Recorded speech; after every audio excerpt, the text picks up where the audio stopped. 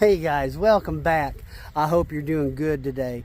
Well, I'm really excited. I've been waiting on this since last fall. I planted a cover crop of Ladino clover and mammoth red clover. And so what I'm getting ready to do is get this all tilled up, get it ready to go to plant sweet corn here in about a month. So I'm going to show you everything that I'm doing. And I read an article last night that it gave me a great idea. So I think I'm even going to have more benefit to doing this, and I'm going to share that with you. So let me show you where I'm at so far, because I didn't want to cut it all down without showing you. So this is the part that I've cut so far, and you can see that's just going to be a lot of organic matter. Now, some of it I am going to rake up and feed to the animals because they really do love it. But most of it is going to get tilled right back in. Now, this is how it turned out. And I'm going to cut this down before it flowers, so that way it stays alive. And I'm going to explain that in just a second. But guys, you can see not a lot of weeds. There's a few here and there. There's one right up here. But it did a really good job of smothering the weeds out in the springtime. So let me explain to you what I'm trying to do here. Okay, so I dug a plant up, and this is about how long it was before I cut it. And I wanted to show you the root system on this. And I cut a lot of this off when I dug it up, but just a lot of great roots. If you have clay soil, you know, this is going to help break all that up. You know, when you go to till it in, it really is a great amendment for your soil.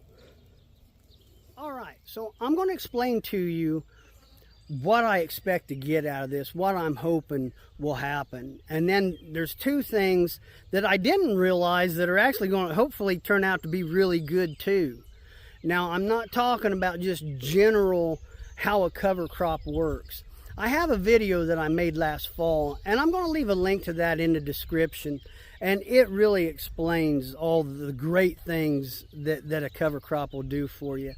Now, in that video, I do mention allelopathic, and that just means that it inhibits plants around it. And when I rewatched it, I'm worried that people will think that it's going to kill their plants, and I didn't mean for it to come out that way. It's actually more of a weed barrier than anything, so I'm not worried at all about planting my sweet corn out here. So the benefits that I want to get: one, fertilizer. Clover, alfalfa has a lot of nitrogen in it, and sweet corn, it just absolutely loves nitrogen. So that's the first benefit I want out of it. The soil amendment part of it, when I till all this organic matter in, it should allow rain to, you know, get down deeper. It should allow that roots on my corn to get down deeper. You know, when I till all the roots in from, you know, this clover, it should really help break that soil up. Now, the one thing that I didn't think about was weed control. I read an article where it said they will actually plant clovers in between rows to control weeds. So here's my idea. Instead of tilling all this in, why don't I just till where I'm going to plant my corn? I don't know why I didn't think of that. But now I'm going to be growing clover. I can come in here with a weed eater, as long as I'm careful, and trim it down. And now I've got food for my animals. And I can tell you right now, rabbits absolutely love it. Goats love it. Pigs love it. Every animal that I have, even the chickens, they'll get in there and scratch on it and eat it. They all like clover. So now I've lowered my food bill.